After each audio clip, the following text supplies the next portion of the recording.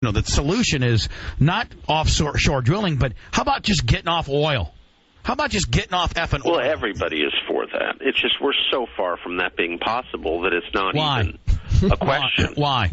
Well, because what's the option? Well, T-Boone right now. T-Boone Pickens playing, buddy. He's got a good option. We go to natural gas, but that's going to be many, many years until.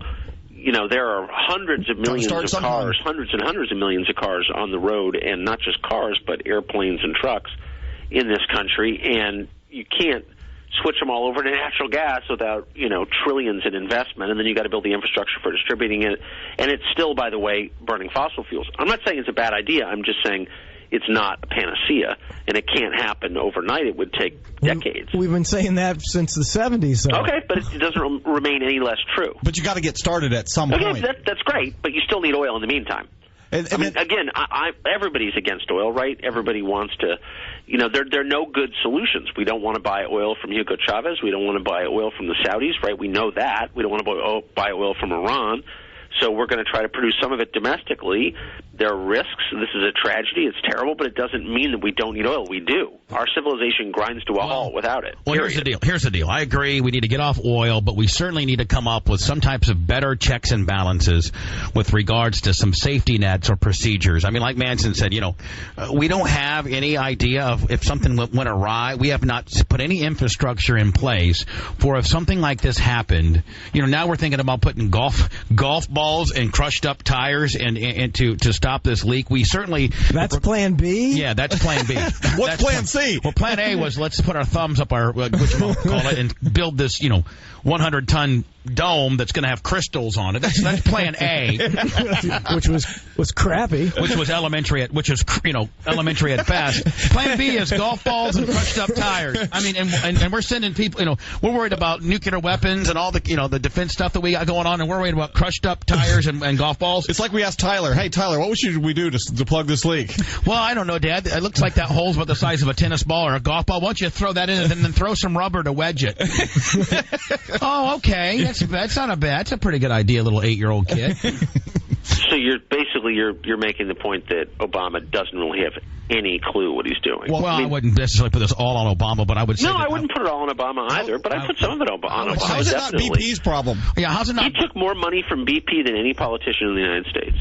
Well, every politician that's in office today is bought and paid for. First of all, the bottom line is this, man. Having this law where they're only responsible for $75 billion. First of all, I mean, only common sense would say you tell me of another industry right now that has a cap of responsibility when something goes awry. I mean, you're talking about the most profitable business in the world, oil. I mean, every time we get financials, the Exxon and BP and Stan, they all have, record-breaking quarters where they're making billions, 50, 60, 70, 80 billion dollars a quarter. And right. We're going to give these guys a pass or a reprieve based on, when they have a natural or a disaster like this, that they have a cap on responsibility? No, it's pretty simple. You make a mess, you clean it up. Yeah, but that's not. I don't think. No, it should be very simple. And by the way, I don't think that BP is responsible for all the world's ills. I think that, a lot of the refinery workers who are suing BP for pain and suffering, mental pain and suffering and post-traumatic stress disorder because they were on the rig when it blew up, I mean, they're whiners who should go away. But BP made this mess, and whatever it takes to clean it up, they should have to pay. I mean, it's pretty straightforward. Well, but that's not the current way. That's not the way it goes. Yeah, well, then I guess the federal government should kind of renegotiate that contract, right? Yeah, or Congress needs to get off their ass and rewrite the law. Right, exactly. It's unfortunate the thing that it's going to take to clean it up for now is them spraying more chemicals underwater to dissipate the oil. That's the part that's real disappointing. Why don't they just burn it? Chemicals that have made they tried that. Yeah, that didn't really work. People that have made the chemicals that have made the people sick just from spraying it. Yeah, above the water, it's making them sick. So God, what's it going to do to the wildlife down below? I mean, if it's making you sick, making you sick. Well, the effect on fish is really, really upsetting.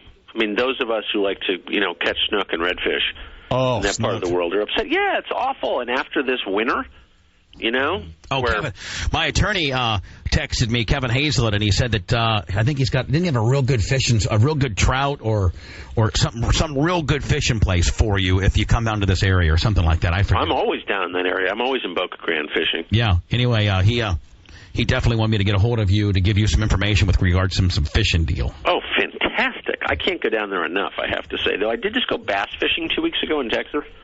Now, bass fishing is one of the funnest things you can do. Now, oddly enough that you say that, I can't believe that you say that, because my new studios will be done hopefully by the end of this year. I have my own bass fishing pond. Not really. Manson, confirm it. Yes, you do. Yes, I do. My own. Oh, that's fantastic. And on my studio property that's fenced in and not available to anybody, I have my own stocked up bass fishing pond. Okay. The first thing you've got to do is go to Cabela's and buy a fly rod and bass poppers.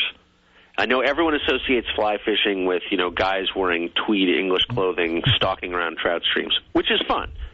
But fly fishing is best for bass. One of the penalties you will be given here, Brent, as part of our new bag of tricks, is when you get in trouble, you have to go out back and fish for your lunch. You have to catch it. You got to do it with a fly rod. I'm not kidding. I know you probably think it's fruity and a feet and all that. Once you catch a bass on a fly rod, you will never go back to spinning tackle in your entire life. Yeah, it's incredible. I think we're splitting hairs at this juncture. I think any of us would just be happy to be able to catch a fish. You know what I'm saying? Well, you could go dynamite fishing if you want it, but that's not the point. It's the way you catch them. That's right. It matters. That's how Ned's fishing. He's throwing a quarter stick of dynamite and see what comes up to the top. Throwing some M80s in there? Something like that. Can you buy big fireworks in Florida? Yeah, you can buy anything in Florida. Cocaine, big fireworks. I love that. I love that. And guns, you can just walk in and buy all the guns you want. Just bought, in fact, in the studio last Friday, I had my brand new Desert Eagle 50 and my brand new Desert Eagle 44 in studio. Oh, have you bought the Judge yet? No, what's that? Oh, you got to buy the Judge. It's the 410 revolver by Taurus. Oh. I just got one. It's the single biggest selling revolver of the year. Now, a revolver? Who's using a revolver? It's a revolver. It's a 5-shot. Yeah. 410. It shoots a 410 shotgun shell. Yeah. It takes 45 long Colts or 2.5-inch 410 shells. Right. Like 410 shotgun shells. It is the loudest handgun in the world. Does it almost blow your hand off? The pull is actually really strong. It's kind of hard to fire, but it's totally dramatic. No, I mean, it's a real heavy frame. I mean, it's not that bad. Is it more violent than a Desert Eagle 50? Nothing's more violent than a 50 caliber, but that's what I got. I got one of those. It's impossible to miss. So it's it's a terrific carjacking gun. It's a terrific home defense gun. You're not missing what you're carjacking gun. Well, because you're shooting a 410 shotgun shell that spreads. That's exactly right. Right. So it's and the sound is so awesome. I don't know if it's louder than a 50. Manson, you know what? Trace likes to fish and things like that. He may be coming to the brand new BRN all the time fishing. Oh, he would love to do that. And Randy Burnett. I mean, Brent, we're going to stock it up. I mean, it's deep, but it's not that big. So well, where is it? It's directly behind my studio's fenced in. It would be like probably the distance between your front door and your mailbox. So you're building new studios. That's incredible. Why are you doing that? I thought your old ones you got your own dungeon and everything. Well, we do, but we need more room. We need, we got 2,500 square feet here, and I think Spice, what is it? Almost 7,000. I thought it was larger than that. I thought it was close to 10, including all the warehouse and everything. I think it's. Let's just say it's 8,000. We're gonna have a performing stage on the on-air portion. It's gonna have a stage that we can set 50 to 75 people. We're gonna have a built-in Bubba Gone, 2 stripper poles. We're gonna have on stage, courtesy of Dean. Spice, can I talk about this? No, not yet. Okay, I'm sorry. Not yet. We're gonna have our own. We're gonna have our own speakers and our own drum kit. We're gonna have all kinds of stuff. Well, how much is this costing? A lot. It's going to cost a lot, but it'll be the last studio that we ever broadcast in. And you know what? With the day and age of broadcasting changing, we don't need to be on regular radio. We have ways to deliver our own content now, so we don't have to be, at the mercy of, said terrestrial station or said satellite company. We can do our own thing, and for that, we need to have a bigger place that we call our own. Oh, that's fantastic. I mean, Brent, I guess I'm kind of a visionary, all right? Definitely. I'm the only personality that's pretty much built their own place, on the come. I've always bet on ourselves, because when we control our own destiny, we do well. And so, we need a place that for the next 10 years, that we don't outgrow, and this will be it. And then when I own it, so when we get done, Brent, we can sell it.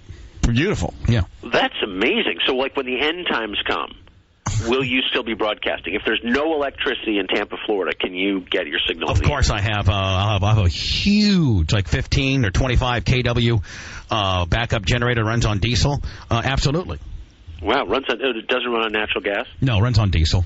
Oh, I guess we better keep that offshore drilling going.